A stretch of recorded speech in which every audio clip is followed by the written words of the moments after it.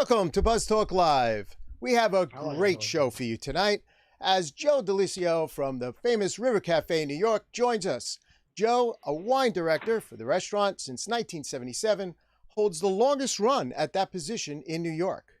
Some of the world's most popular and most sought-after wines are under Joe's watchful eye.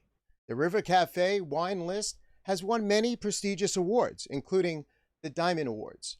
And Joe, the author of the River Cafe Wine Primer, had many great reviews on all the publications and also nominated for the prestigious IACP Awards. So let's chat and welcome Joe DeLissio to Buzz Talk Live. How you doing, Joe? Nice. Good. Nice to be here. Thank you. All right. Welcome. You had some great pictures of the restaurant, by the way. Yeah. No, I tell you, that restaurant is beautiful. Sits right there on East River and overlooking Manhattan. It's what a gift, man. I mean, to have dinner there, and I can just imagine. I haven't been. Just to be fair, August 1st, I retired from the restaurant. August 1st, news flash. Well, actually, my first day of work there was August 1st, 1977. So, wow. I thought it was kind of sweet to put the end on it on the same date. So, yeah. Oh my God. Wow. So that just happened, but everything is, it was a wonderful experience and a great run. And yeah, what a run. I mean, my God, 1977. Is that real? Hey, I was in Dumbo. You know how busy and crazy it is around there. And I had a parking spot. I couldn't leave. Wow. That's gold. You can't get no, you can't get a parking spot in that neighborhood. No way. I tried selling it when I retired. It wouldn't work though. It was a great experience. I was able to sort of the American wine industry sort of just started when I came there. So I was very fortunate of timing to have started my career right then. And that's amazing. So. And how did it all start for you? I mean, you just didn't wake up one day and become a wine director. How did that all? Yeah, well, my mother was the controller of the restaurant. She did all the books there, and basically they really needed somebody to just sort of watch the merchandise. So I started out pretty much counting everything, and then little by little I would taste it and and then so it wasn't like it happened overnight. Actually, when I started in 1977, the term wine director, I don't even know if it existed. Most restaurants didn't even have a person attached to it to take care of the wine. So interesting. It was all I mean, and I guess after tasting the wine and being in that environment, you kind of like got a taste for it, so to speak. Well, I've always considered myself to be a blue collar guy in a white collar job because I was born in Brooklyn, born in the streets of Brooklyn, and nice. And wine back then. My father owned a little bar on Bay Parkway, and wine back then was actually what people drank when they were quote unquote on the wagon, that they weren't supposed to drink. So wine was not really considered really drinking at the time, and you only found quality wine in the French restaurants pretty much. Yeah. And American wines, California wines, they were pretty much non-existent except maybe for cooking wines. So again, I was it's all about timing. So. When you took over, and becoming the wine director for the restaurant, did it all did you have a vision? Did it take you a while to maybe, I don't know, build up the?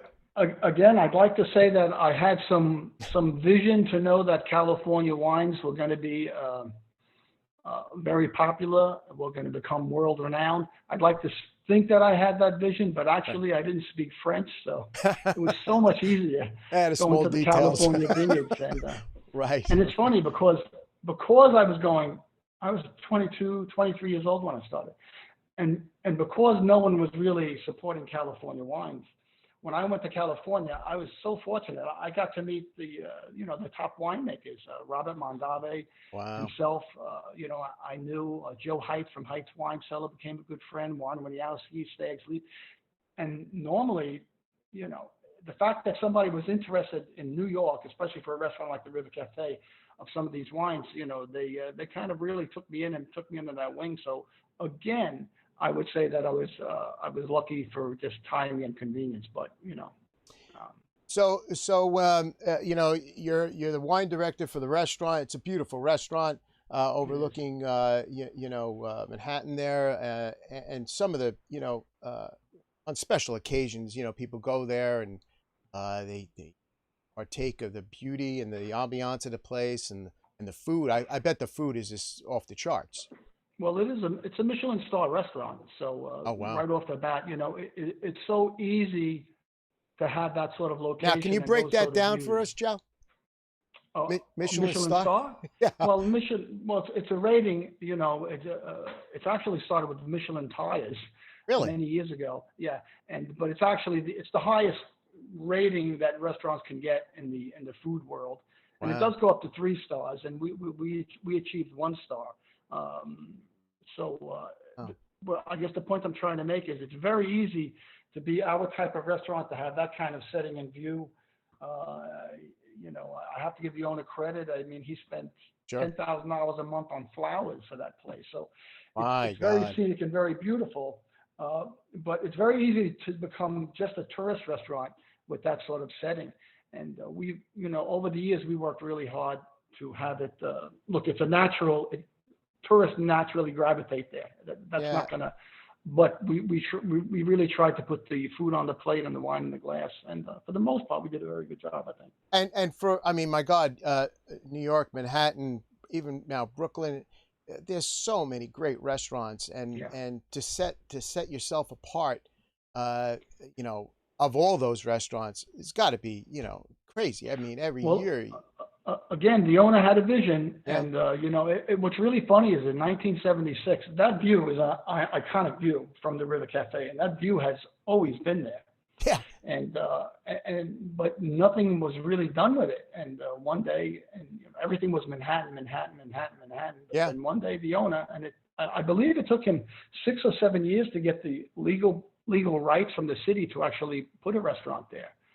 So he really did have if you think about it, Joe, being a person that visits restaurants, and you're sitting there and you're looking at Manhattan. You can't really do that when you're in Manhattan. Very true. Technically, though. Even if you got the prime real estate on the East River, you're still looking at Brooklyn.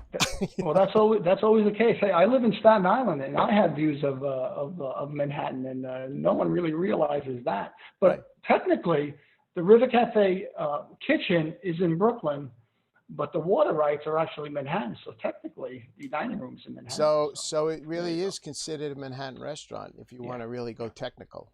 Well, it's we just try to keep it what we are, and it's very hard. We've had some great chefs. We've had some top chefs over the years. Larry Forgione is pretty famous. David Burke had worked there. Sure. Charlie Palmer. These for a very long time, the River Cafe was sort of like a cutting edge culinary playground, and a lot of these chefs came down that way. Came through that way. And right now the chef has been for about 15, 20 years is Brad Steelman, which is probably the longest run for a chef there. So we got a couple of chats, and that by the way, the chats on this show, that's what makes it interactive. And also we're going to be drinking wine tonight and showing you as viewers out there, don't be afraid of wine. When you go to restaurants, Joe is going to unmask all that for you and take all the fears away. Right, Joe?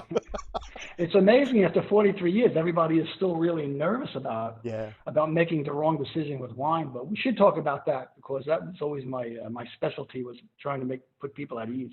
So as you have it, the first chat of tonight, we have, is it hard to get reservations?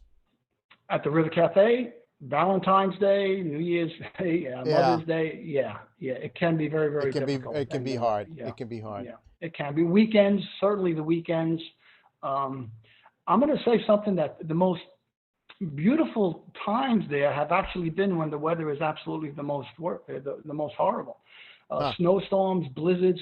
It's absolutely gorgeous there, and you always can usually get a reservation because people cancel. They associate the restaurant with as being a good weather restaurant, which it is stunning and beautiful in the good weather. Right. But I think the most dramatic views that I've seen there have been the absolute worst conditions, except for Sandy, of course. That wasn't so much fun. Yeah, yeah. Okay, so you're at the restaurant. You're sitting in the director's chair, and you're going through. Now, how is it to be a wine director? I mean, you have like you want a job description. Well, job description. I mean, yeah. You've been there for so long, and right. 1 year goes into the next, and is there a grading period? Is there a time of the year where you're going to be on the road trying to, I don't know. Well, early in my career, I was fortunate enough to travel to the wine regions, fairly frequently. Certainly once a year, twice a year. Right. So that was another really blessing that I had. The wine list is an international wine list, so vintages change everywhere, and there are so many wines produced in the world, so many regions that produce wine in the world that there's a constant change. And to tell you, to be fair and honest, that many of the best wines in the world are actually produced in very, very limited quantities. And you're fortunate sometimes if you can get a case, or sometimes in some cases you only get 2 or 3 bottles. So the wine list at the River Cafe was constantly changing. I would change certain, not the whole list, of course. There was about 1,200 wines on the list there, but it's constantly changing. And some things changed a little bit. Like early on, I used to buy wines with the intention of selling them, holding on to them for a decade or longer, and that sort of has disappeared with the industry now. People no longer really do that. So it was always, I guess, in a little way, it was like fashion and designs of fashion, where you're always planning a season ahead or 2 seasons ahead. With wine, sometimes it used to be anyway. Back in the early '80s, you would actually be planning a decade ahead. But as a wine director, I pretty much run the program, select the wines. It's the wine sommelier that everybody usually has the contact with, the ones that come to the table that scare everybody. So as far as the mystique about the sommelier and the wine director, wine stewards, is it all the same, or is it? The sommelier are usually the ones on the floor in direct contact with the customers. Now, sometimes the wine director does that as well. Early on in my career, I did do that, but as the restaurant got bigger and bigger, I wound up having a team. We had 4 or 5, about 4 sommeliers. So the funny thing is, though, when it started in '77, very few restaurants, if any, even had someone dedicated to wine service. So that's always been traditional in Europe and France, where they've had that, in Spain. Sure. They've always had that, but in America, it's relatively a new phenomenon that started sort of in I would probably say in the '70s. So in the last 10 or 20 years, I would say most of my work was done behind the scenes, and the sommelier would be the one I would train and hire the sommeliers and taste with them. I would always taste with them, and we would taste the food with different wines, and they would be the ones to come to the floor. And I have to be honest with you, finding a good sommelier is like finding a good car mechanic. It's very rare, and when you do, you go to them for life. Really? Because nothing to me, nothing is worse than having one of those snooty, snobby sommeliers who knows everything and makes you realize that you don't. So they are there. I would say to anybody in the audience listening, a wine sommelier is not there to intimidate you. They are there to serve you and to make you comfortable. Right. And if they're not doing those things, they're not doing their job. And unfortunately, there's too many that go the other way. Yeah, and they help you pair the wine with whatever you're having for your meal, and they can certainly give advice on that. But I have to say is that you really need to develop your own palate. And traditionally, some things do work well. There are some dishes like a Rioja really works well with a lamb, but some people prefer Cabernet or Pinot Noir with lamb. Right. So there is no one size fits all. Everyone's palate is really individual to themselves, and people don't really understand that. They think that that palate is supposed to be a certain way, but it's almost like colors. When you look at colors, you could put red, a blotch of red out there. Everybody will perceive that red slightly differently. Well, yeah. So, and it's the same thing with your taste buds. Right. So a sommelier should guide you, but really you have to just be comfortable. It's amazing to me because people go to a movie. You can go to a movie with 4 people and you come out of the movie and everybody knows if they like that movie or didn't like that movie. But with wine, it's like, should I like this wine? Was I supposed to like this wine? It really is the same thing. Your job is just to educate your palate and to try different things and to be kind. We have another chat that came in from Wilson, actually. What is your favorite Malbec? Malbec is probably one of my least favorite wines. Really? Yeah, I know it's very, very popular. Yeah. I've just not found them. I've not found them to be in the world-class status of some of the other great varietals. That's personal. That's to me. They're usually very reasonably priced. And it's actually a blending grape in Bordeaux. In Bordeaux, they actually use Malbec to blend in there. So, Wilson, you're on your own with that one. Now that I'm retired, I get to be truthful. I've just not been a big fan of Malbec, but they make some pleasant wines. When you go to a restaurant, I mean, it's like going to a ball game. You're the victim of where you are for price. I'm talking price. As far as you sit down and, obviously you have a wine cellar that's off the charts and have all the wine, all the vintages, beautiful wines at your fingertips. And of course, the customer, gets sticker shock when they open up that menu and they see these prices. And, you as a wine director, you're setting prices, or are you? No, I do set all the prices, and what goes and into that? It's a very sensitive issue. Myself as a diner, again, as a blue collar guy in a white collar profession, when I go to restaurants, I really don't like spending over $80, $90 a bottle. So if I go on a wine list and I see everything is over $100, I mean, I really don't like that. The River Cafe has plenty of wines in the $40 to $60 to $70 range. So I think really one of the things I think I've done pretty well is find really good wines at a relatively good value. Expensive doesn't always mean better. I will say the best wines I've ever had in my life have been very expensive. Okay, I'd have to go on record and say that. But I will also go on record and say the most disappointment I've had in wines have also been some of the most expensive wines. So, money plays a role, but it really doesn't necessarily correlate to the quality. It should, but it really doesn't.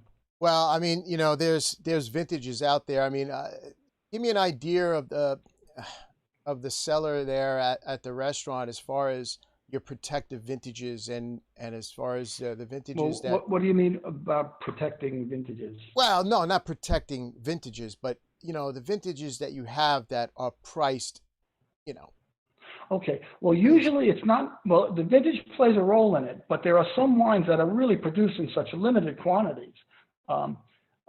So to even be able to get some of those wines is there are some wines that the River Cafe has paid. We paid our money, $3,000-$4,000 per bottle, and those wines do go for a lot. We'll sell those. The record for the most expensive single wine we ever sold was $12,500. And it was a 1990 Petrus. Petrus is a Bordeaux wine made in Pomerol, mostly made from Merlot. It's very, very rare. It's very great, but it's very, very, very expensive. So, you could ask me, is it worth that kind of money? Well, to me, I'd rather have a couple of cases of a few other things, but it is a special treat. And remember, in many vineyards in France, unlike California, it's a limited area of production. I mean, they may have half of an acre. They may have, some producers only have, maybe a couple of rows of vines. So, it is very rare and special, and people do pay for rare and special. It doesn't always mean it's not a guarantee of the quality, but quite often it is. We have some more chats coming in.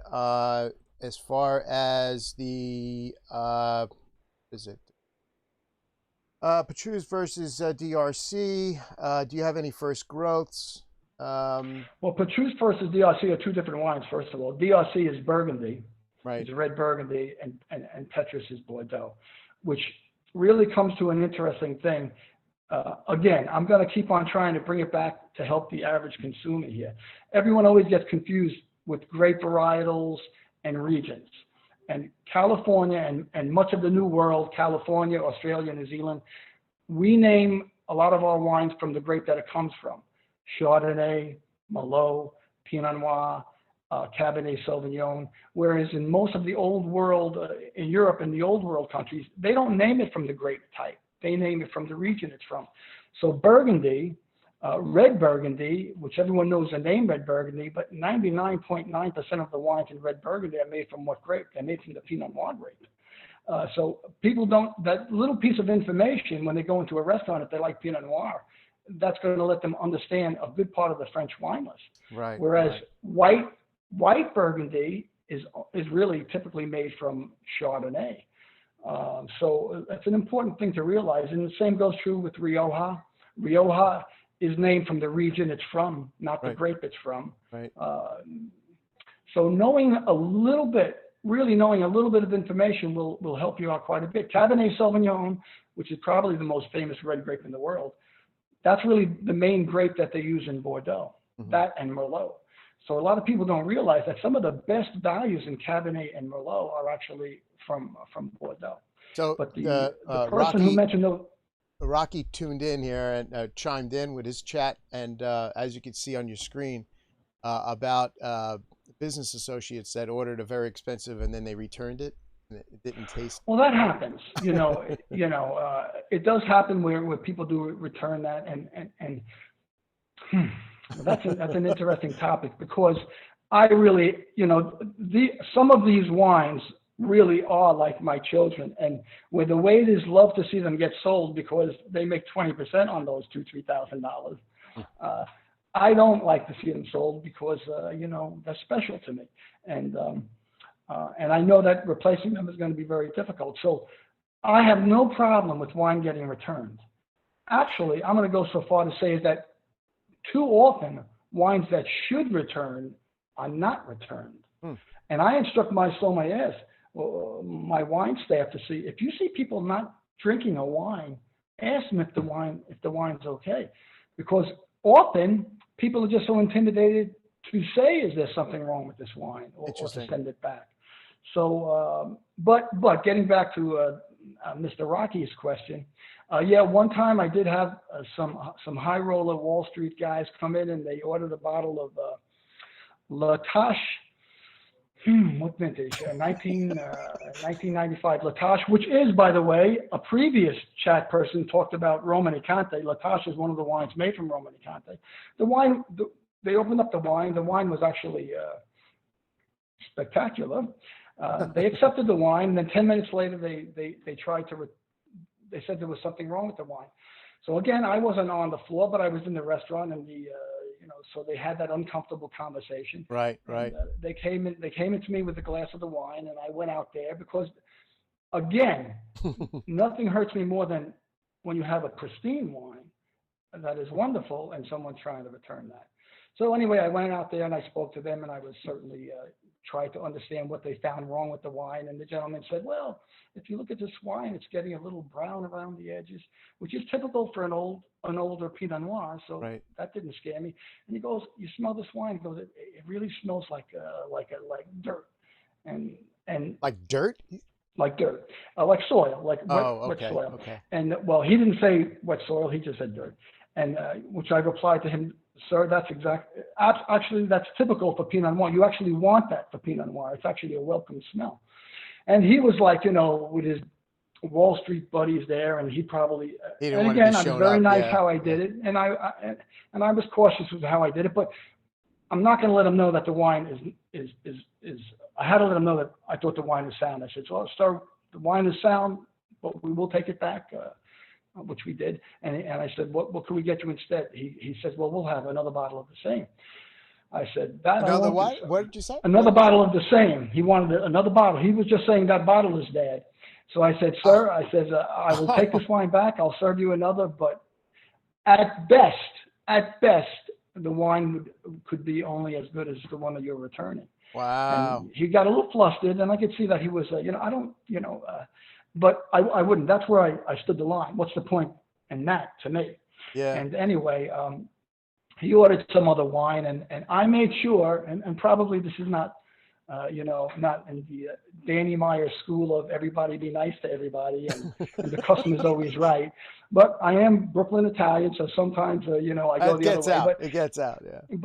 But I made sure when this table left that I was having my lunch at the podium, and they had to walk by me and see that me and the owner were drinking the wine that they returned. Ah, excellent, so, excellent. But we did take it back. But quite often, like I said, it's very important to know that a lot of people don't send the wine back when they should. And you shouldn't, if something smells off to you, you should bring it to the attention of the wine person. Right. And quite often, I'm going to say that I would say 40% of the time that a wine is returned, you know why it's returned? Because the glass itself is off. It's not cleaned properly. The glass is off. It hasn't been cleaned properly, and it has a little bit of a smell. Now, even when you run, and my whole staff, one of the things that I drove my staff crazy with is when they set the glasses down, they would wipe and set them down. I made sure everyone got sniffed, because what would happen is, even if you run it through a dishwashing machine and technically it's all clean, which it is clean, there's a little residue. All it takes is a tiny little bit of residue of soap in that. And, and you put the wine in that, and it actually spoils it. So I would say, very important, the first thing you do when you sit down at a restaurant and you have your wine glass, before any wine is poured in it, is just sniff it. Sniff the empty glass. The empty glass. It should smell like nothing. Right. If it has any kind of smell, you just ask the waiter. Interesting. Can I have another glass? I would never think to do that. Most people don't know that. But it really is. I would say 40% of the time that a wine is returned, between 30 and 40% is because there was a problem actually with the glass. So always sniff your glass and always make sure they're clean. And at home, you always want to rinse it. You clean it through the dishwashing machine, but then you also want to, before you put any wine in it, just rinse it with some warm water. Right. Because that's a major problem that people don't really think about. Champagne. Plenty of times when you have champagne and it's flat in the glass, it lacks bubbles. It's because there's a little bit of a soap residue. Isn't? Oh. And people will say the wine is flat, and that actually happened to me at Gramercy Tavern, where somebody served me a very expensive bottle of crude champagne, and it was totally flat. And the woman said, "Oh, I'll take that back." I said, "Do me a favor." I said, "Just bring me another glass." And she brought me another glass, and sure enough, she poured it in there, and it was perfectly fine. Wow. So it's like, if you don't know those things, and that's simple. That's so simple to know. So nuances. sniff your glass. Yeah. Don't be intimidated by the wine sommelier. He's there to assist you. If something doesn't taste right, bring it to their attention. We had in trouble. We had a chat earlier about cork. Have you ever often come across a bottle that has been corked? Well, cork is an actual term, and it is an actual fault in wine. And I would say it actually happens fairly often. It used to happen very often, but now it happens less often, but it still happens. And it's just like cardboard kind of smell, moldy cardboard kind of smell, and that will ruin the wine. And that does happen, at the River Cafe. I guess we sold an average of about 100 bottles, 80 to 100 bottles a night. And I think it would happen, maybe once or twice a week. But it is a really off smell. It's like a wet cardboard. And it does happen. It's usually from a mold that goes into the cork, which, interestingly enough, is one of the reasons why a lot of the industry has actually accepted screw top, which, Yeah, we're going to get into screw tops because, that's like, when you mention screw tops to people, or automatically it's like, oh, that's a cheap bottle of wine, this and that. Not so much anymore. Not so you much. happen to be right. I would say about 20 years ago, that was the case. But we probably have about 5% of the wines on the River Cafe wine that are made in screw cap now. And actually, it's not. Look, everybody loves the romance of popping the cork, and they give you the cork to smell, which is always amazing to me because Right. Somebody once said, "Oh, this smells like cork." I go, "Oh, all right, you're right." But it is a romantic ritual that people do like doing. But to tell you the truth, a lot of the wines are very safe with the screw top, and most wines are really consumed, in the first 2 years of that release. So there's no benefit for the cork aging, which has always been another issue. So I wanted to ask you before we start drinking. I wanted to get all the education out before we start, drinking. But I'm way ahead of you. But as far as the ordering wine by the glass, you get these great bottles, and they're just too expensive for the normal person. So they get a glass, $14, $15, $16, $20, whatever it is. And now is it that they're creating like half bottles, or they're kind of leading you out of the direction? They've always made half bottles for a long time. They're pushing that more, you think, or no? Well, I don't, anytime a restaurant is pushing something, I take offense with that. So, but many restaurants are. Many restaurants, it's like one thing that really bothers me. And usually when I go to other restaurants, I never mention who I am. I just want to have a nice meal. But so I'll ask the waiter. I want to. Sometimes I'll say, if I pick a wine, I go, give me. Or if I want to experiment, I'll go for Wilson. I'll go, do you have a Malbec I might like? And and I'll give them a price range. I'll say, there's no problem with you giving the wine server a price range. Say I want to spend between $40 and $60. Now I always tell my wine sommeliers at the River Cafe, if somebody gives you a price point, if they say I want to spend between $70 and $100, right? I say find them something really good for $60, for $65, for $70. Which most restaurants don't do that. I go under. I want to find that really nice wine for less money because it really feels good to the customer. And once you create that kind of goodwill with the customer, the worst thing you could do is say, I'd like something between $70 and $100. And well, we have this thing which is very special. It's $140. Well, you're with guests, you're with your girlfriend, you're with your wife. You're almost like embarrassed now to say, all right, give me that. That's called an upsell. And too many restaurants do that, and I don't like it at all. Yeah. I always believe in living under my means, but I also believe in recommending under the amount because I think it's goodwill. But as far as wines by the glass, here's a good hint or a good a bonus thing that you could do. If you go to any restaurant, even the finest restaurants, even the River Cafe, and they have 7 or 8 different wines by the glass, before you order a glass, you can ask them to taste it. Say, can I taste that? And you could ask, 2 or 3 of them. They'll give you a tiny bit, and so you could sample that wine for free before you actually order it. So I would say definitely do that. They don't really offer it to you, but it's a fine dining restaurant will absolutely let you do that. We have another chat. Explain how important the territory is when it comes to vineyards in Burgundy and Bordeaux, Grand Cru, and you have the different regions of France. Yeah. Educate it's a good question. Well, it's a good question, and I would say we're going to go to the old world because in California, there aren't as many strict guidelines to, if you need, like the term reserve Cabernet doesn't really mean anything. There's no real meaning to it. And if you sell this wine, you sell out, you could just buy more grape juice and make it kind of under your label. Whereas in most of the old traditional established vineyards, they have so much space and no more, and they can't make any more. So as world demand gets higher and higher for these small parcels of land, the prices go higher and higher too. Now, he mentioned something called Grand Cru. So just briefly to explain what that is in Burgundy, there's actually a hierarchy of quality. Grand Cru being the best vineyards, also the most expensive, also the most limited.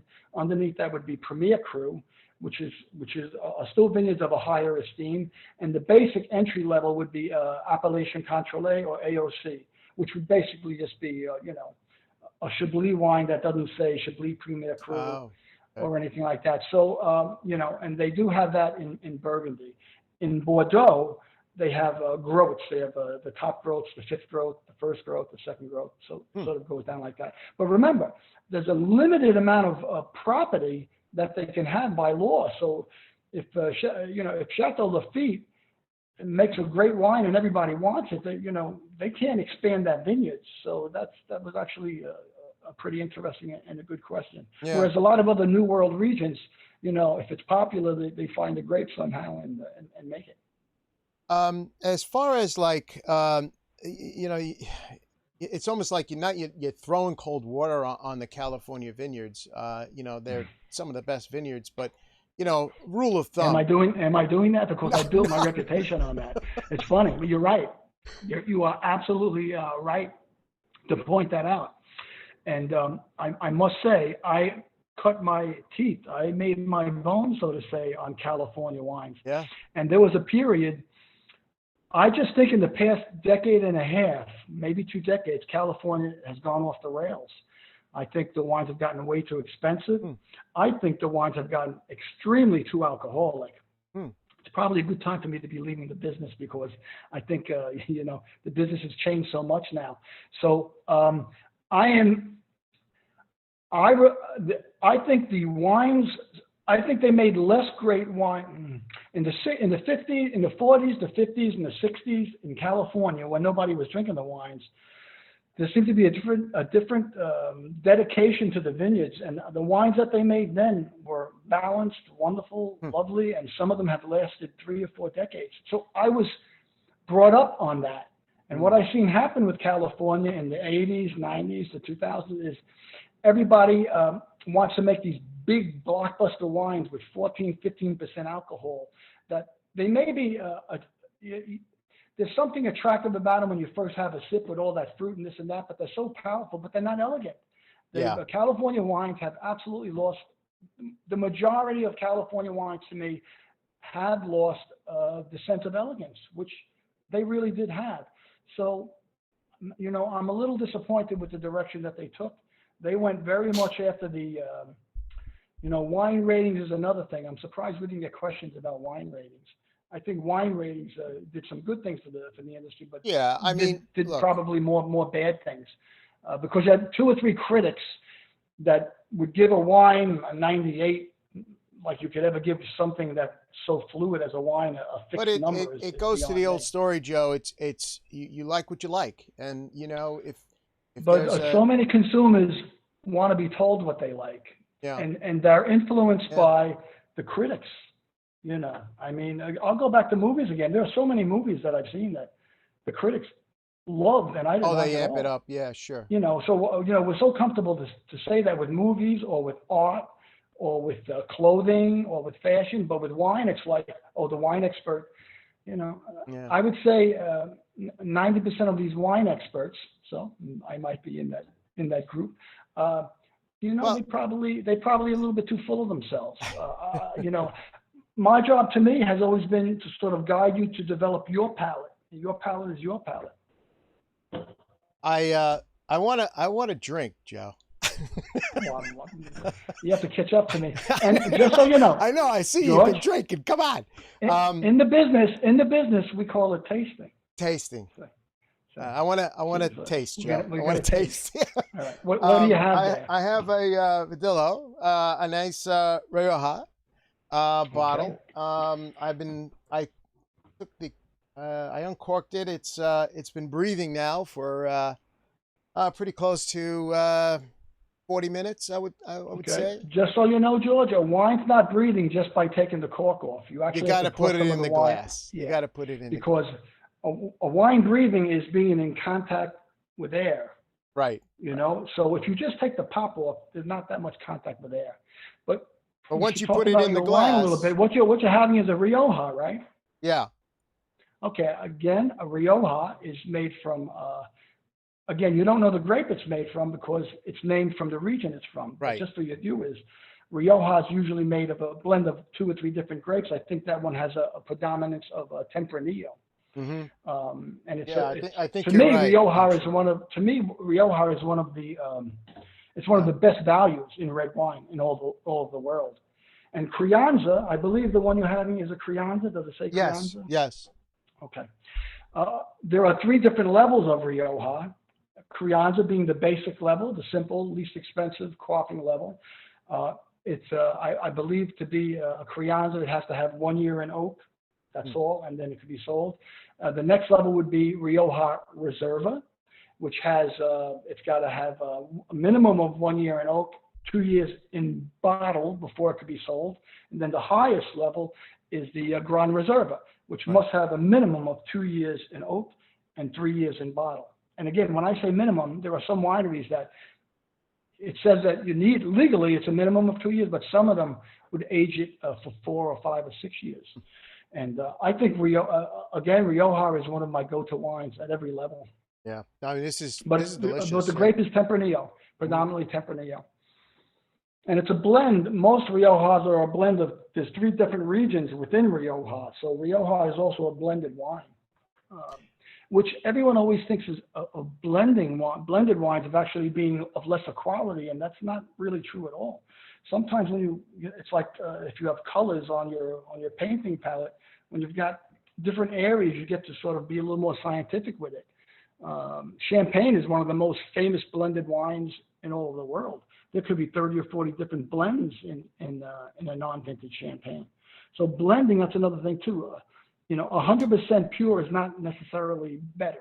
Right. But anyway, let's have your comments on your Crianza Rioja. It's woody. It's fruity. It's really I haven't drank much of the Spanish wines, and this is very, very good. You can tell that it's a wine that could be paired with the red meats. I think actually you picked a pretty good summer red wine, to tell you the truth. Not because red wines tend to be, some of them are big and clunky. That's actually a pretty nice summer. You could probably even give a tiny chill to that if you'd like. Mm-hmm.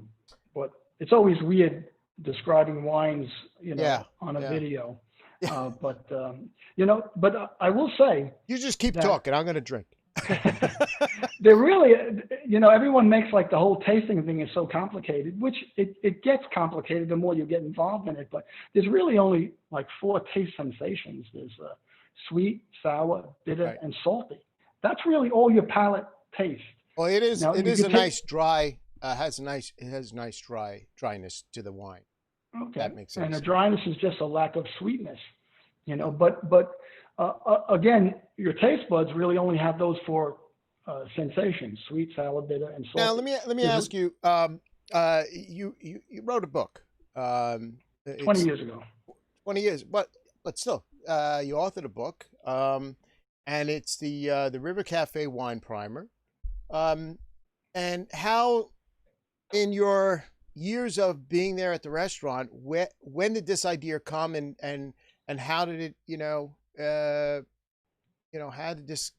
how did this come to be? Again, that was one of the life is full of all these inches, slight moments and turns that you don't plan. But there was an article in the New York Times written about me around that time, and it was on the heels of that article that a literary agent contacted me and asked if I was interested in doing it. And I'm not a writer by any means, and so that was actually it was a good labor for me. And actually, I love writing now, but yeah, we're gonna get into that. We're gonna get into that. But it was good. It had a very good run. It was well reviewed in a lot of. I was happy that it was well reviewed, and my children constantly remind me that it's now available on eBay for. The last I heard it was 98 cents. No, I saw it on Amazon. And that was a signed copy. No, yeah. I saw it on I saw it on Amazon for under $10. It was like No, it was a good run, and it's still. I will yeah. tell you that the book is divided into And it's two parts. hardcover too, right? It's a hardcover. It is hardcover, little brown. It's divided into two parts, and the second part is about the wines and the wine regions, and a lot of that information has changed or altered. But the first half of the book is really about this wine comfort that I'm talking about. And I would say, it's probably a good $5-6 investment at this particular point. Yeah. And I've also done some. I was a wine critic for Bartender Magazine, and I did a wine column for the Staten Island papers. So, I do enjoy that. But pretty much I write kind of the way I talk, for better or worse. Yeah, I have the same problem. Right. So you got into the tastings. Do you do tastings at the restaurant or? We did. See, that picture is a group of the last wine team that we had. Oh. Yeah, and yeah. I was never big. On the whole winemaker dinner things. We've done some early on. A lot of those things turn out to be, just marketing party things. Right. I really enjoy the more educational. I like the tastings where you actually sit down and you actually spend some time with 5 or 6 wines. Because as much as food and wine is wonderful together, and it was made to intertwine together. When you evaluate wine, I really like spending time with the wine first on its own. And again, that's because it's what I do for a living. I don't expect everyone else to do that.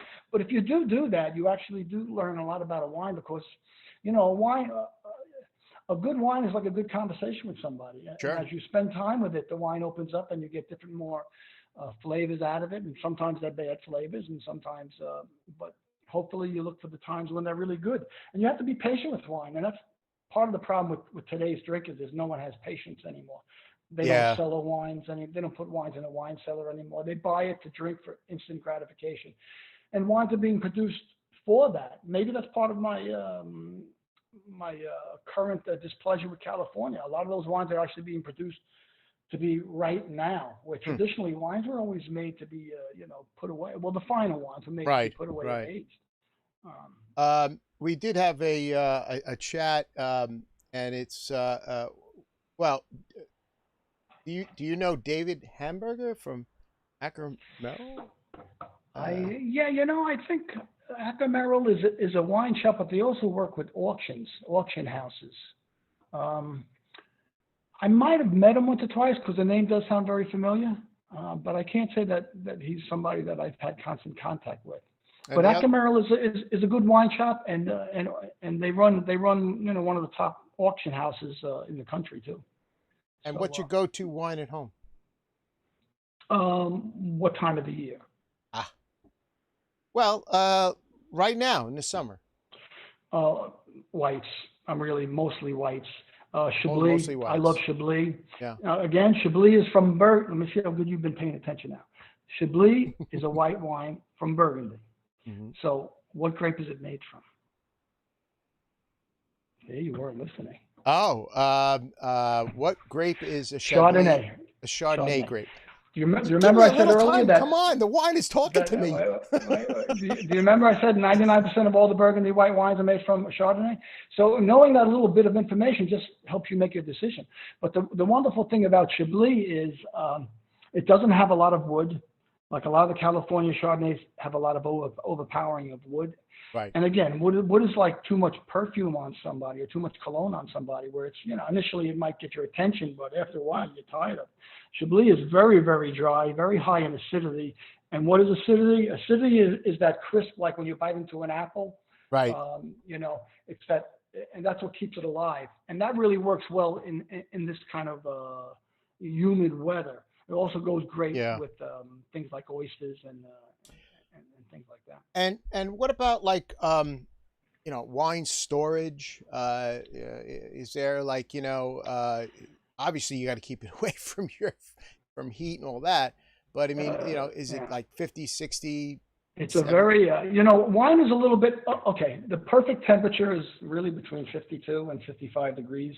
That's the perfect temperature. But I'm gonna honestly, wine's a little bit flexible with the temperature. It can take, to be stored warmer or cooler.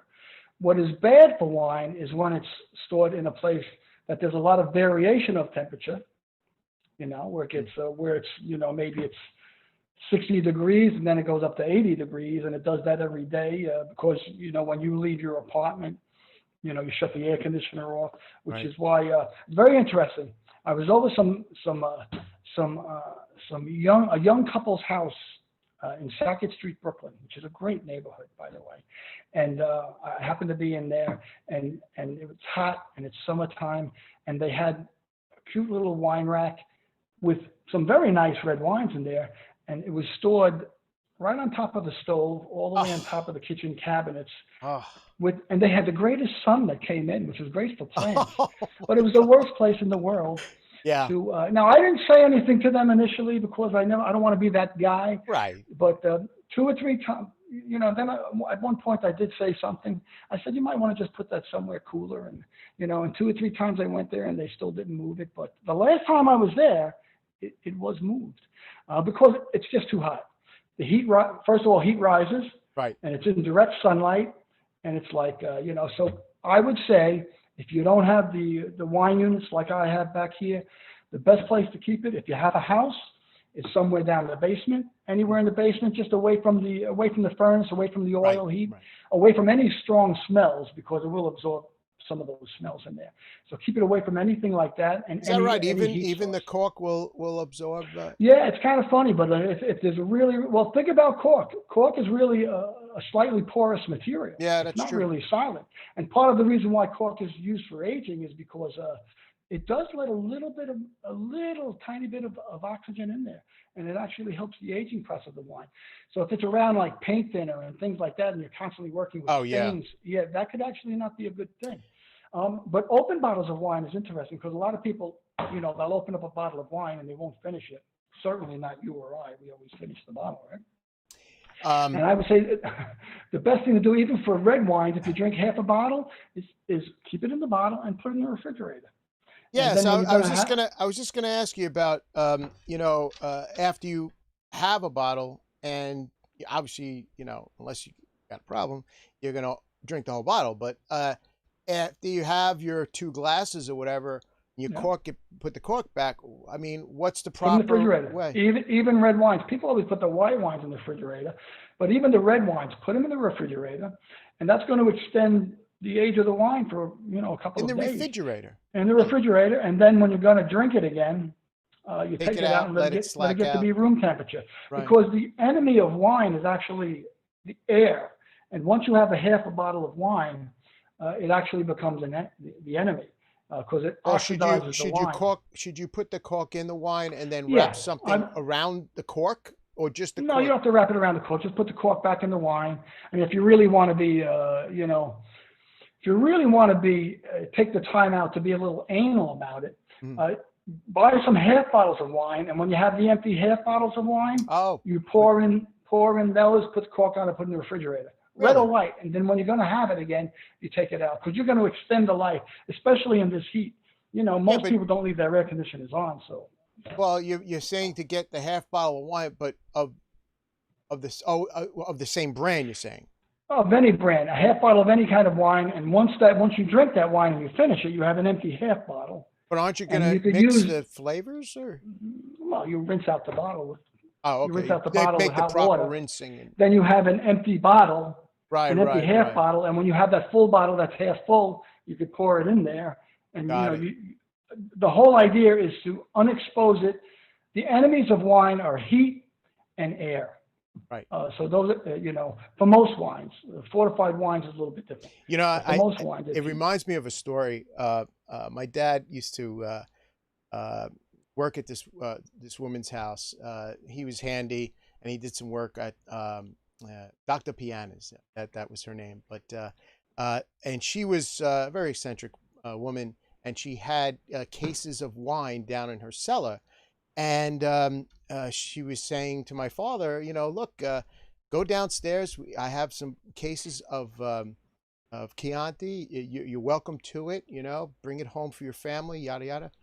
So he grabs the case, not knowing what he has. He brings it home, and I'm young at the time, and I'm looking at the case, and it says 1953 on it, and I'm like, what the heck is this? And I'm like, wow, we scored here. This is like unbelievable. And I says, it was all in a wooden crate and case, and I open up the case and I take the bottle of wine. I had wire mesh on it. It was like incredible bottle. I mean, it was like a piece of artwork, And how was the wine? Well, I'm getting to that. So I open up the top, and I noticed right away that the cork was a little like dried. It should be. And I'm like, that doesn't look too good, And I open it up. And so I take a glass and I go like this, and I go like this, and I go like this, and I go like this, and nothing's coming out. There was no wine in it? No, no, the wine. Then I ended up taking it to the curb and breaking the bottle open, and the wine was like, solid. It was unbelievable. It was solid? It was actually solid? I've never seen anything like it in my life. But that you raise another interesting point. Older is usually not better. I would say only if it's stored correctly. Even so, I would say 2 to 3% of the world's wines are meant to be aged. 98% of them are meant to be drunk within a few years. So not every. I've been to so many sellers, even private collectors, very well off with fine collections, that they just kept their wines too long. That right. So older, expensive does not mean better, does not mean the best, and older does not mean better. And again, but storage condition comes into play certainly with wines that you age. But that's a dangerous thing that too many people I've seen hold on to these special bottles way too long. And I think that's probably what happened there. Yeah. Yeah, and I used to be guilty of that a little bit too. But when you have a nice occasion, drink them. Pop them open and drink them. Yeah, that's what they're there for. Right? Again, only 2 or 3% of the world's wines produced are meant to be aged more than 2 or 3 years. So interesting. Yeah. I do want to talk to you about Long Island wines. I mean, Long Island is kicking ass with wine producers out there on the East End and in Mattatuck and all those little towns out there. What are you thinking of Long Island? I think they make some nice, nice wines for the area. I know I'm gonna get in trouble, but very few of them I think are world-class wines, but they're very serviceable. They're very nice wines. I think.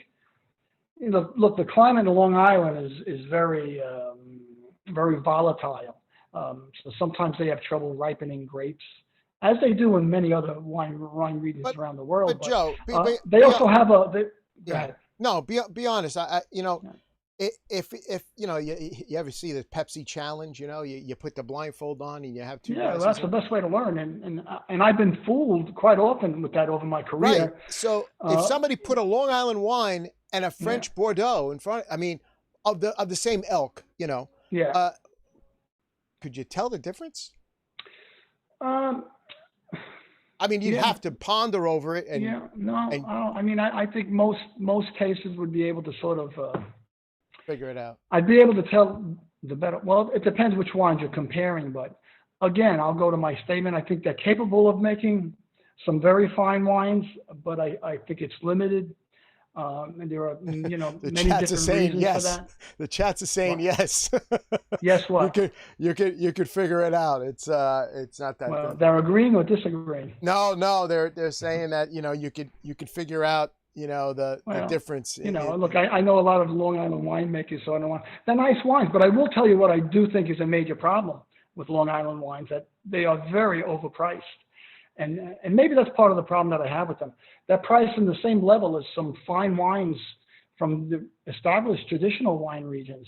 So when I put it in for the value against each other, I would say, that I do think a lot of them are overpriced. A lot of them just sell, the wines right there on the premises, and they're capable. But they have a very shallow water table too, so the roots don't really necessarily go down as far as. Yeah. Now I know I'm a cognac drinker, but I mean, as far as wines, there's the legs of the cognac. I mean, is there such a thing as the legs in the wine, or? Yeah, and I think a lot of emphasis is given to that term. Right. But well, what is your definition of what the legs are, just so I make sure Well, I I'm mean, following you? as far as how the legs run from the glass. So the longer the leg, the But do your or the viewers know age. what? Do your viewers understand what leg is?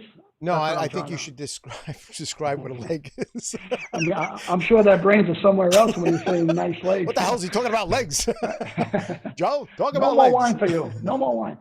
Well, again, what legs are, okay, is when you swirl a wine, Right. okay? Like you're not going to see any legs on a wine if the wine is just in the glass. It's basically swirling the wine. It's easier to see with a red wine than a white wine. Right. But there'll be a coating on the glass, and you're not swirling it anymore. And it's sort of how the wine drips down from that Yes. circular coating. Yes. And so sometimes it just runs really quickly down, and you might say those are fast legs or quick legs. Sometimes it's very thick and viscous, and it's just very, very slow to come down. So visually it looks different, but it doesn't necessarily mean a wine is better or worse, but it will give you some indications. Wines that are higher in alcohol will have thicker legs and slower legs. Wines that have a high sugar content will also have thicker and slower running legs. But it doesn't necessarily, it doesn't really necessarily mean anything to me in the evaluation of wine. It used to be something that people talked about more often than they do now. But again, you could do the same thing. You could do the same thing with cognac and see how thick the legs are, and that's a reflection of the glycerol content from the alcohol. So it'll really be slow and going down, but it doesn't really define quality, if that's the question. Is this something that when the wine director and your position there and you're evaluating wines and you're grading them for the restaurant, is this something that you're doing when you're writing about the bottle that you're drinking, so you can make the purchase for the restaurant? I mean, what's the process in that? Again, I've been very fortunate because I've acquired a little bit of a reputation, but I'm also very fortunate because I worked at a restaurant that most people wanted to have that wine served there. So I would have no trouble getting samples. As a matter of fact, for the longest time, I got too many samples, because they wanted my opinion, number one, but they also wanted it on they want to get on the River Cafe wine list, which is totally understandable. So those wines I would get automatically; they would drop them off. Maybe it was some of the Burgundies, some of the older Riojas, some of the more allocated wines. Those are the ones that you sort of had to extract from the distributors to get and taste. And again, I was very critical. Before I would put a wine on the wine list, I would be very critical. And one thing that changed dramatically with me from 35 years ago and me today is I used to make a decision like really quick. I thought it was a hot shot. 10 o'clock in the morning, I'm going through like 15 wines real quick like this. And I look back now, it's almost embarrassing. It's hard. You could tell real quickly if a wine has a fault, but you really can't see the personality of a wine, in one quick swig and taste. So I have found out as I get older that I like to spend more time with fewer wines and tasting a lot of wines quickly together. So I started actually, taking the wines home and I would have a glass while I was cooking dinner, and then maybe I'd have a glass with dinner, and then I'd have a glass the next day. And you would be very, very surprised how a certain wine evolved. And a wine on the first time tasting it that I wouldn't consider buying for the River Cafe wine program, when I had it the next day, I saw how the wine evolved, and I did or would buy it. So I did a total change in my opinion of that wine. And again, it gets, and here I am, a wine pro, making that mistake. So you have to be a little bit patient with certain wines. Yeah, sure. Absolutely. And give them time. Another chat. Do you have a favorite wine or grape that you enjoy more than others? From Solicito. He seems to be a wine critic out there. Well, not one. Well, I mean, again, this time of the year, I do like Sauvignon Blanc. And again, everybody thinks of Sauvignon Blanc as being Sauvignon Blanc from California, or New Zealand makes some for $8, $9, $10, $15 a bottle, you can really get some good values of Sauvignon Blanc from New Zealand. But Sauvignon Blanc got its fame actually from Sancerre in the Loire region of France. So that is also a very dry, very crisp, usually not a lot of wood on those wines, usually not overly high in alcohol. So they really work well in the heat, in hot, humid weather. This time of year, I also love champagne and sparkling wines. It's just very refreshing and lively. Different times of the year, I do love white Burgundies. I do love Bordeaux. And listen, every now and then, one of those killer Cabernets. There are a few wineries in California that I think are really doing things well. And my favorite winery for a number of decades is one that people don't really even know of. It's called Mount Eden Vineyards. It's in Santa Cruz Mountains. Very small production. They make three varietals, and they make all of them wonderfully: Pinot Noir, Chardonnay, and Cabernet Sauvignon. And I would say I would put that in the class of great wines from around the world. But yet people don't know it. Everyone just knows. We have a very interesting question from Wilson. A question from his godson, Roy. Wine content, alcohol content increases in age? No, and that's part of the problem with alcohol, and part of the reason why I don't like the New World wines as much as I used to. Wilson, that's a smart kid you got there. Here's the thing with alcohol. Here's the breakdown with alcohol. Alcohol, all right, a wine is basically, the basic elements in a wine that you're going to have is going to be fruit. And fruit is not sweetness. Fruit is just that freshness that you have where it smells floral and fresh. It's a freshness. Then you have acidity. Again, acidity is that like biting into that apple, that tartness. Then you have tannin, which is in red wines. Tannin is that gritty, sort of sand-like, sandpaper kind of feeling you have when you have a very young wine, a young red wine, young Cabernet. And then you have the alcohol. Now, of those four elements, the acidity, the fruit, will dissipate. Over the time, it will dissipate. Alcohol, however, stays the same. So the alcohol, if it's 14.5 now, and the wine tastes wonderfully balanced because there's a lot of fruit, there's a lot of acidity, it's a young, fresh, vibrant wine, you don't sort of feel the alcohol. You don't see it that much because everything is big. But 5 years from now, what happens is, and it's natural, the fruit level will drop. It's going to happen. The acidity level will drop. It's natural and it's going to happen. In the bottle. But it'll, well, not drop physically. It'll drop. No, but I mean, yeah, the intensity of it will drop. Right. The intensity of the fruit. It won't be as fruity 5 years from now. Right. Any wine won't, because that's something that sheds. It's like it's adolescency and it sheds. That's why some wines are meant to be drunk earlier, some later. And getting back to your early comment about when to drink the wine, because people have wines that stay in their cabinet or whatever, however they store them. Yeah, but I want to get back to Wilson's godson's question because it's about the alcohol. Yeah.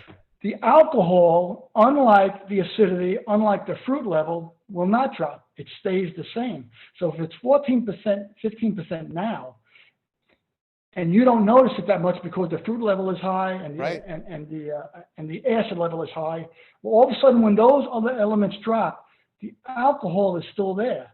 So this wine now that seemed to balance at the time is actually now an unbalanced wine. The alcohol it just stays there. So, I think wines made, I don't think wines, regular table wines were meant to be above 14% alcohol. And I think that's a big problem with the industry, a big problem why they don't age, and a big problem why they're not elegant. And, interesting. What a great really question. Good point. Look on the bottle. When you go to a wine shop, you look on the bottle. And if it's, 14.5, 14.6, 14.8, that's a lot of alcohol. It really is a lot of alcohol. And it's not going to be an elegant wine. It might be chunky and big and monstrous, and but it's not going to be an elegant wine. And as years pass, that alcohol will become more apparent because the other elements that supported it in its youth will have diminished. Good question. Yeah, really good question, man. Wow. Wilson, knocked it out of the park over there. Very good question. So I got to ask you, because it's next up on my little hit list here, is the Winettes. Oh yeah. Now we're talking. Now we're talking. Talk to me about the Winettes, Joe. The Winettes was everybody in that picture was in the wine industry and still is in the wine industry, and it started, I guess, in the early '80s, and we all discovered at wine tastings that we all played an instrument. And in that picture, let me see. That's me at the left bottom. On the right, also sitting, is Kevin Zarelli, who's probably one of the most famous wine educators in the country, maybe the world. He was the wine buyer and the wine director at the Windows of the World. He's a good friend of mine. Wow. Wonderful teacher. In the middle there is Michael Skurnick, who owns the Skurnick Wine Company, which is one of the top, bouquet wine companies in New York's portfolio. Right above him, now I can tell you who it is, but there was a time I couldn't tell you who that gentleman was. That's Brian Miller, who for 10 years was a food critic for the New York Times. Really? He wrote all the reviews for the New York Times. And but no one really when was this picture taken, Joe? It had to be the early '80s, and we were actually were we good? Well, I was pretty good. Was the band good? Was the band good? We were good enough to play Louie Louie for 20 minutes with a whole bunch of people drinking, But the thing is, we bought so much wine. And the other two gentlemen is Richard Regner, who worked at the River Cafe. He's on the right top. And Josh Wesson, who is also an educator, and he owns some wine shops now. Oh, wow. He's on the left. Between us at the time, we bought millions of dollars worth of wine a year. Jeez. So nobody would ever boo us. Wow. Because we would play at the Sonoma Wine Auction. Before Napa Valley Wine Auction got so elitist, they actually hired us, and we would play the Monterey Wine Festival and things like that. This is when it was just like a flea market of wine tasting, before these things got James Brown and all these people. And we would play, and they were a lot of fun, and nobody would dare boo us because, we bought so much wine from them, so they couldn't boo us. Wow. That's a good picture and brings back a lot of nice memories. Yeah. No, that's a great picture. Yeah. Great picture. So you're at the restaurant. You're meeting your guests and introducing yourself. And tell me the story. You happened to along one of the famous writers that. Movie. Well, that segues nice into my retirement, my new life. New life. Yeah. Well, anyway, it's how I keep busy. That's what I'll say. Is that I always liked writing, and I once had a request for a visit for Kamen Vineyards, Kamen, which is actually one of my. Kamen, Kamen. It's in Sonoma Mountains. It is interesting that a lot of the mountain vineyards in California do make the best wines. Something about the mountain vineyards, lower quantity is produced, and they have natural drainage, and the roots go down deeper. Anyway, so I met this man, and I didn't realize who he was till after he left. It turns out he was Robert Kamen, who was a screenwriter, and he wrote some famous screenplays. He wrote Karate Kid, he wrote The Fifth Element, he wrote Taken, the Taken series movies. Wow. So I got into talking to him, and after he left, I found his card. So, I did what everyone else does. You Google somebody just to see about that wine, because I did like his wines. And it's, I got all the information, him being a screenwriter, and I always toyed with the idea of being a closet screenwriter. So I did contact him. And I talked to him, and he told me, he said, well, you were so generous with your time, come on over. He invited me to his beautiful place in Central Park, and I went over there. And for a long while, he's kind of taken me under his wing a little bit, and he beat me up quite a bit with screenplays to let me know the right format and this and that. So I've been spending a lot of time doing that, and I'm very fortunate for him because, and again, he was not gentle with me. Right. He said that he would, he'd show me what good writing is as long as I was able to take it. And he's a kid from the Bronx, and I was a kid from Brooklyn. So is that right? He didn't lie. He beat the hell out of me. But I find a lot of, maybe one of any literary agents out there. I'm looking for a new career. Hey, you never know. You never know. So anyway, so I've finished 2 screenplays and I'm working on a 3rd now, and I'm going to see what happens. All right. I get pleasure out of it. So anything to talk about, or is it not something yet. that's still on the wraps? No, well, it's not on the wraps. It's just nothing. This environment now is actually pretty hard for many industries. The River Cafe too. And but so is the movie industry. Is really tough, the writing industry. But I wanted to have, my initial plan was to have 2 finished screenplays and then go out and see what I could do. But I think now with this having a little extra time, my goal is 3. But I have 2 that are finished already, and 1 is probably a 3rd finished. Because you don't want to just go out there with just 1. You want to be able to go out. Yeah, well, what else do you have? What else do you have? You want to be able to 2 or 3. And listen, it's You kind of find out what you enjoy doing when you don't get paid for it, and I enjoy it. So we'll see what happens, Joe. It's the same way I guess that maybe you're doing this, right? Maybe, Joe. Right? Yeah. This isn't your main gig. Is this your main gig? No, this is not my main gig. I'm usually on the other side of that camera. Oh, backstage with a lot of curtains behind me, in front of me actually. But no, this is not my gig. Yeah. Well, everybody has that sort of thing. I mean, actually, many years ago, I always liked the creative field, and I was actually signed to United Artists in 1976, 77, and I was in a band, and we were on the Billboard charts for 1 week, the Star Babies, 1 week, and it all crashed and burned. So, I've always been creative by nature, and right. But thanks for asking. No, I mean, and I think we have another chat here that you've been very inspirational. I guess. I think Frank is a writer, and inspiring him. So that's great. Well, listen, it really is your palette, and you shouldn't let anybody influence you. You should, if you find someone who gives you good guidance, no one can tell you what you like and what you don't like. Right. Your job is to sort of understand, a lot of people I see get stuck in having just one grape varietal and they drink the same thing over and over and over again. Right.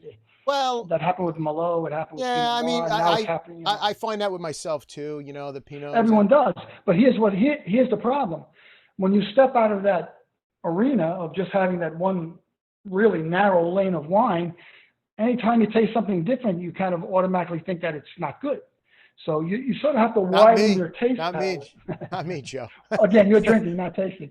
Yeah. You have to sort of expose yourself. Well, I'm tasting to different flavors. You have to expose yourself to different things, and sometimes you have to expose yourself more than once. And I'll talk about beer for a moment. Most people did not like that first sip of beer. Most people do not enjoy the first taste of caviar. Right. Most people don't like the first taste of broccoli rabe. It's very bitter. Right. But something happens when you've had these things 2 or 3 times, and you find yourself really gravitating, towards those items. So I would have to say, invest in your palate. Try things more than once. Be open-minded. That's probably the hardest thing to do with tasting wine is to be open-minded. But just because you taste one item once and you didn't like it, it doesn't mean, don't throw the whole varietal, the whole region away. I've had people say to me, I had a French wine, I didn't like it. So they never drink French wines again. You have to try a few different ones. And the same could be said for any other variety. Absolutely. But that goes without that saying. That's what you would think so, but it really doesn't. I've met so many people that are sort of stuck in their, they're in that little comfort lane, and that's fine if that's, but if you want to expand your palate, it really is up to you to do that. To become a taster, which is really interesting because I found that women start off being better tasters than men. And, is that right? I found that really, really interesting. When I started in the wine business, there were very few women in the wine business. It really was totally dominated by men. You find their palate is well, it's really different? Well, I'm not going to say it's physically different, but I will say that it's been much more, and it's not the palate. Again, when when we spoke about the palate, we spoke about the 4 different tastes, right? Sour, sweet, bitter, and salty. Right. But wines, it really is the aromatic of wines that give all the complexity to a wine. When you have a cold, you can't taste food, right? I mean, because you sort of need your nose to pick up on all those things. Now, whereas the palate only has 4 taste sensations, there are variations in the thousands of the aromatics in your nose. So smelling things, and I for a while I gave wine classes and some, seminars and this and that, and I would find that the women were really ahead of the men, and I didn't know why that was. And one day I was in Macy's, and I walked by the perfume counter, and the perfume counter at Macy's was like, 12 different counters. There was like, it was just a whole bazaar of perfume.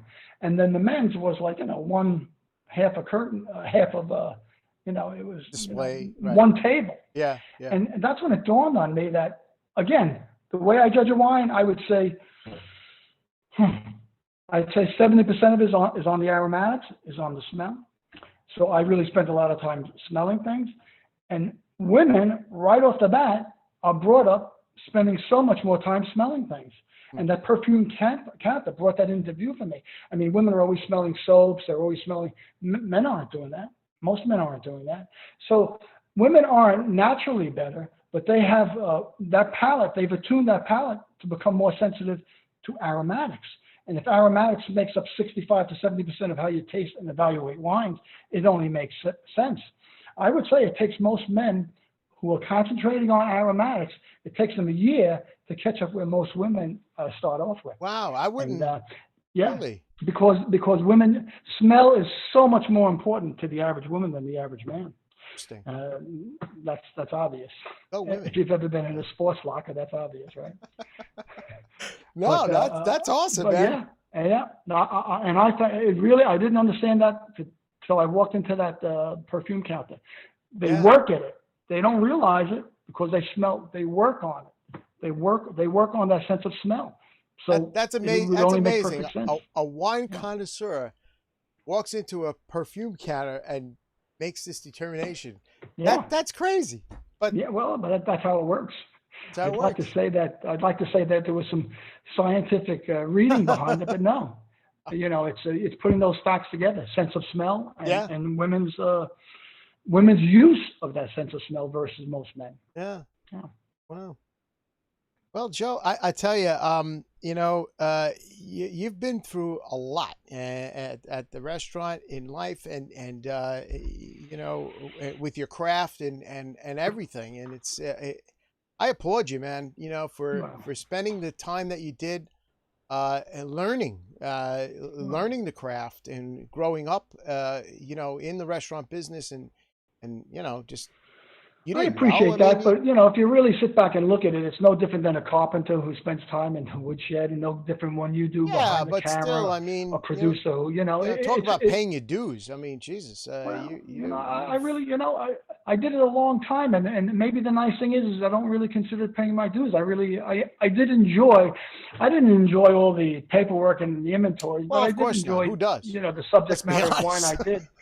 And it was, it was a fortunate, it was a great ride. And I'm not saying the ride is over, but it's certainly time to step back. It's just a new chapter. A big pause. I need to take a big cleansing breath, so to say. Yeah. And I'll tell you, it's a blessing in disguise that maybe that this happened for your sake anyway. I was headed, But I tell you, it was very, very hard for me leaving the wine cellar for the last time. It was very hard. Oh, sure. These are like they're like my kids, and actually they're the kids that never answered me back. It was kind of that's crazy talk. I mean, no, seriously. Let's. We're winding down, but I want to just end on like. You're talking about wines as your kids, as but because you're spending time. Because you took these bottles and you created this wine cellar for the restaurant, right? And hey, listen, I was heartbroken when Sandy happened, because when Sandy happened, the River Cafe, which is right on the water, we lost. Talk about 70% that, because I did see something. We lost 70% of the wine cellar. Yeah. With Sandy, and actually, it's really interesting because, again, a blessing is sometimes a curse is sometimes a blessing. Right. It was really hard because we lost so many of those wines that were irreplaceable. That was the curse. The blessing, the real blessing, was that the wines were not bad, but they were missing labels. They were, they had a lot of, they were in the water, but it was in October, so they were in the cool water, which didn't hurt the wine. It didn't hurt the wines, right? But it hurt the label. They became unsellable, but not undrinkable. It turned out to be the best drinking experience of my life, because all these rare, old, expensive wines that really, when you got 1 or 2 bottles of, you don't really get to open and drink. I got to open them all up and drink them. Really? And it was, so it was the best tasting experience of my life.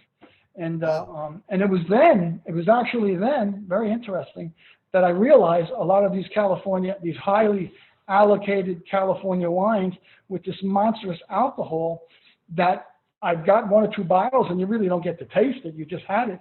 I got to taste them all, and I realized then how out of whack they were and unbalanced they were. Wow. So from Sandy, the River Cafe wine program totally went, we totally shrunk our direction with California. Wow. Because those rare, expensive wines, I really got to taste. And and yet some of the older California wines from the 60s and the 70s, in the same mess of Sandy, they were spectacular. So, and if you look at the bottles, the average alcohol was 12.5, 12.8. The average alcohol of those allocated California $1,000 bottles of wine was like, 14.5, 14.8. So, through tragedy, once you detach yourself from the emotion of it, sometimes there's a lot of opportunity that you find yourself with. And, I was lucky, it turned out okay. Wow. Yeah, through tragedy comes a new direction, and look at you. That's awesome. It was the best tasting experience of my life. Yeah, really wow, I never knew that. Jeez. Yeah. Joe, what an incredible guest to have on Buzz Talk Live tonight. I'm so happy that you came and made time for us. It was my pleasure. And you certainly made it comfortable, and there was some really nice some questions that made me know that your audience, they want to know, and they want to know. And really, the one thing I've always tried to do, no matter if I was in a local pizzeria having a wine or in the floor of the River Cafe, is really just make, there's so much BS in wine. Just remove it all and just talk. Just talk. Yeah. And, And I listen to your palate. Your palate's never going to lie to you. You only have one palate. It's yours. It's your job to train it, but I can't tell you what's good, what's not good. I could just give you, basic guidance. And so just, it's yours. Treasure it, enjoy it, and do it.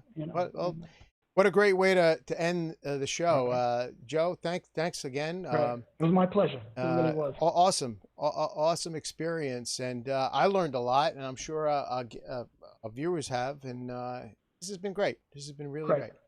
It was a pleasure to be here. Thank you. Thanks. Stay right there. This is incredible. Joe, outstanding in his description and his just his honesty about wines and his time there at the restaurant. And I wish him all the luck in the world with his retirement. And hopefully, we'll get one of those screenplays written and produced. And who knows, you might see Joe on the credits someday, on a major movie. But no, seriously, thanks again for Joe to stopping at the Buzz Talk Live. Thursday's guest, wow, this is crazy. We have a symphony conductor for The Who, Keith Levinson. He's going to stop by Buzz Talk Live and talk about The Who and all the major rock bands that he's been involved with on stage, conducting their music in a new just a new way of creating rock and roll for aging rock bands, and it's gonna be really interesting. I can't wait to have him on Thursday. So tune in on Thursday night at 9 p.m. on Buzz Talk Live. So thanks for tuning in tonight. You can find me on all the social media. Please subscribe to my channel, press the follow button, do whatever you got to do. And this way your phone will be notified when I go live again. And who knows, I don't know. It could be a good thing. You never know who I'm going to have on and what topic that we're going to be discussing, because it's all, I try to find guests that have achievements and that make a difference in the world today. Yes, if that's politically correct, whatever. But thanks again for tuning in tonight, and good night, America.